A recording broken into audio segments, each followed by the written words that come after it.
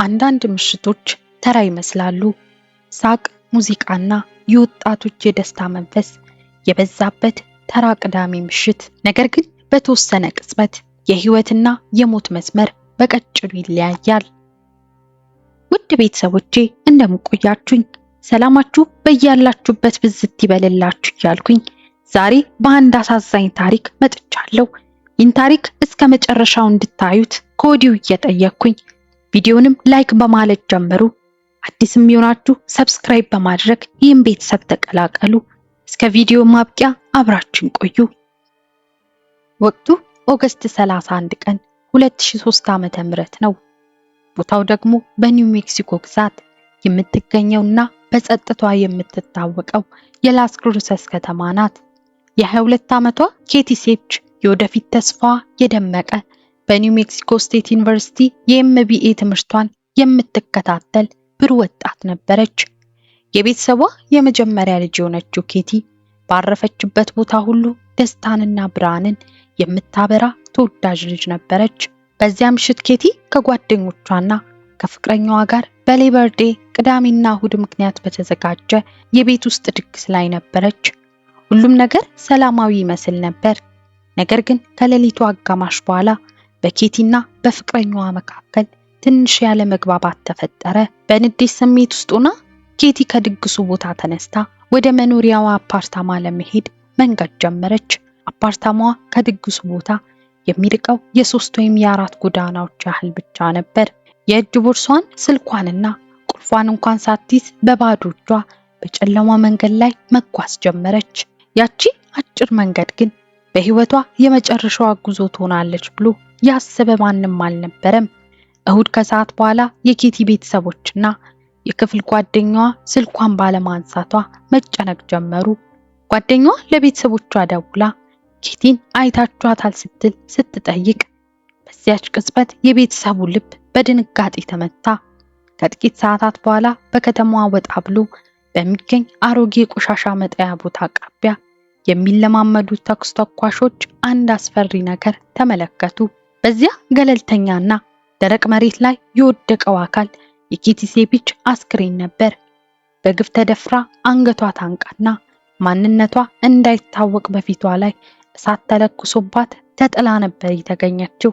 መርማሪዎች ቦታው ላይ ሲደርሱ ድርጊቱ ምን ያህል ጨካኝ በሆነ ሰው እንደተፈጸመ ተረዱ። የወንጀሉን ጨካኝነት ብቻ ሳይሆን የኬቲ ሴፕች ጠንካራ የህይወት ታጋይነትን ጭምር ነበር። ኬቲ በዚህ አስፈሪ ምሽት እጇን በቀላሉ አልሰጠችም። የፎረንሲክ ምርመራው እንደሚያሳየው ኬቲ አጥቂዋን ለማስቆምና ራሷን ለማዳን በነበራት የመጨረሻ የመንፈስ ጥንካሬ አጥብቃ ታግላለች። በዛ ፍልሚያ ወቅት የገዳዩን ቆዳ በመቧጨርና በመንከስ ተቃውሟን አሳይታለች። በዚህም ምክንያት የመርማሪዎቹ ትልቁ ተስፋ በኬቲ ጥፍር ስርና በሰውነቷ ላይ የተገኘው የገዳዩ ዲኤንኤ ነበር። መርማሪዎች የወንጀሉን ቦታ በጥንቃቄ ያጠሩት በኬቲ ጥፍር ስር የተገኘውን የዲኤንኤ ናሙና ወደ ላብራቶሪ በመላክ ውጤቱን በጉጉት መጠበቅ ጀመሩ።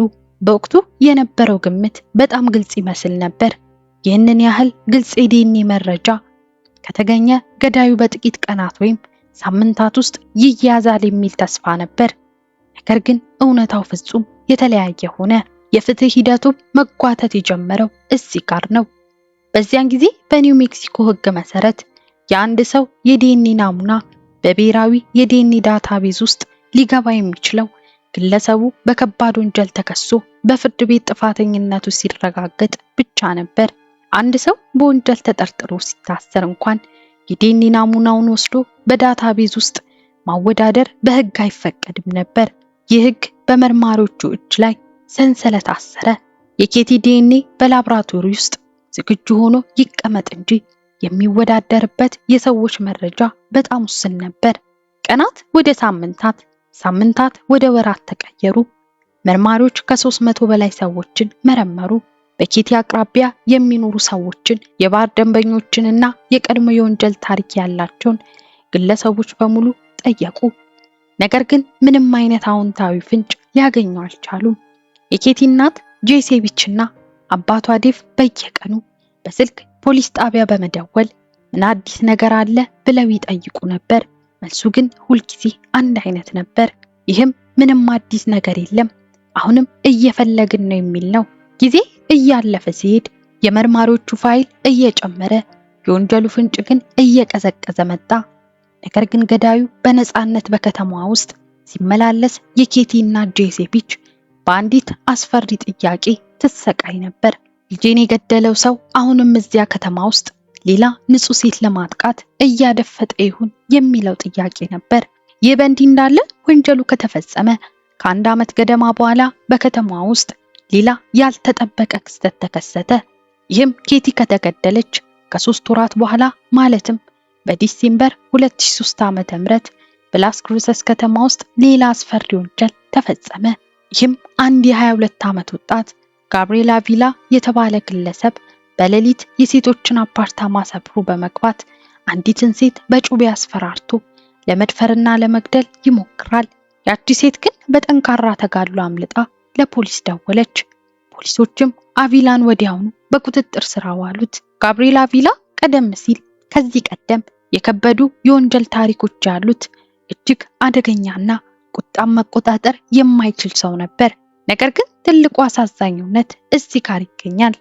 አቪላ በቁጥጥር ስር በዋለበት ቅጽበት የኬቲ ሴቪች ገዳይ እሱ መሆኑ የሚረጋገጠው ዲኤንኤ ቀድሞውኑ በፖሊስ እጅ ይገኛል።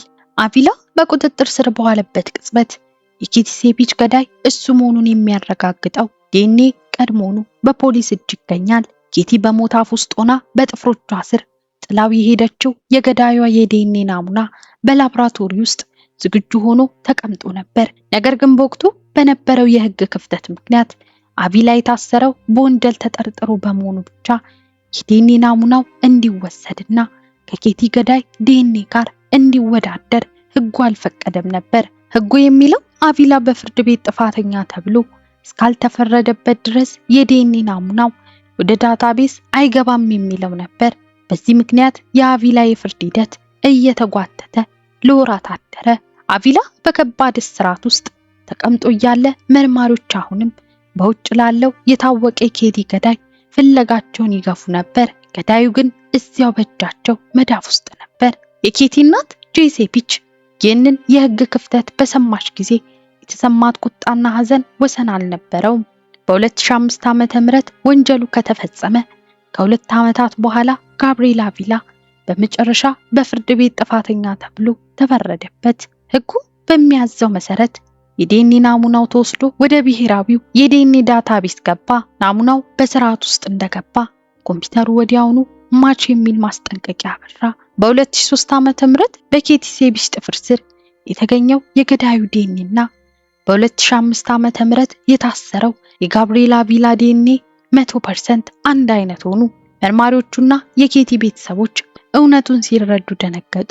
ገዳዩ ከወንጀሉ በኋላ ለወራት ያህል በነፃነት ሲንሸራሸር ከዚያም በሌላ አስከፊ ወንጀል ተይዞ በእስር ቤት ሳለ ይህ ሁሉ ጊዜ የህግ መዘግየት ባያጋጥም ኖሮ ገዳዩ ገና በዲሴምበር 2003 ዓ.ም ሊታወቅ ይችል ነበር። ይህ እውነት ለኬቲ እናት ለጄሴፒች አዲስ የታገሉለትን ትልቅ ዓላማ ወለደ። ጋብሪኤላ ቪላ ከተያዘና ጥፋተኝነቱ ከተረጋገጠ በኋላ የኬቲ ቤተሰቦች ሐዘናቸውን ወደ ታላቅ ቁርጠኝነት ቀየሩ። በተለይም የኬቲ እናት ጄሴፒች ልጇ በደረሰባት አሰቃቂ ሕመም ምክንያት ሌላ ንጹህ ሰው እንዳይጎዳ የህይወት ዓላማዋ አድርጋ ተነሳች። ጄና ባለቤቷ አንድ ትልቅ እውነት ተረዱ። ፖሊሶች የጣት አሻራን አንድ ተጠርጣሪ በቁጥጥር ስር በዋለበት ቅጽበት የመውሰድ መብት ካላቸው በጣም አስተማማኝ የሆነውን ዲኤንኤ ናሙናስ ለምን መውሰድ አይችሉም የሚለው ነበር። ይህ ጥያቄ አዲስ የፍትህ ታሪክ ጀመረ። ጄሴፒች ሐዘኗን ይዛ እቤት አልተቀመጠችም። ይልቁንም ወደ ኒው ሜክሲኮ ህግ አውጪዎች ዘንድ በመሄድ አዲስ ህግ እንዲወጣ መታገል ጀመረች። ያ ህግ አንድ ተጠርጣሪ በከባድ ወንጀል በቁጥጥር ስር ሲውል ሳይፈረድበት በፊት የዲኤንኤ ናሙናው ተወስዶ ከነባር ያልተፈቱ ወንጀሎች ጋር እንዲወዳደር የሚያስገድድ ነበር። ትግሉ ቀላል አልነበረም። የሲቪል መብት ተሟጋቾችና አንዳንዶች ይህ ህግ የግል ነፃነትንና ሚስጥርን ይጥሳል በማለት አበክረው ተቃወሙ። ነገር ግን ጄ በጽናት ተከራከረች። የጣት አሻራ መውሰድ ማንነትን እንደመለየት ከተቆጠረ ዲኤንኤ መውሰድም ዘመናዊው የጣት አሻራ ነው። ዓላማው ንጹሃንን ከአደጋ መከላከልና ያልተፈቱ ወንጀሎችን በፍጥነት መፍታት ነው ስትል ተከራከረች። በ2006 ዓመተ ምህረት የኒው ሜክሲኮ ግዛት የኬቲ ሕግ የሚለውን አዋጅ አጸደቀ። ነገር ግን የኬቲ እናት በዚህ አላቆመችም። ይህ ሕግ በመላው አሜሪካ እንዲሰራ ለማድረግ ዲኤንኤ ሴቭ የተባለ ድርጅት በመስረጽ ከግዛት ወደ ግዛት በመዘዋወር ኮንግረስ አባላትን ማጠናከር ጀመረች። በመጨረሻም በ2013 ዓመተ ምህረት አሜሪካዊ ፕሬዝዳንት ባራክ ኦባማ ይህንን አጸደቁ።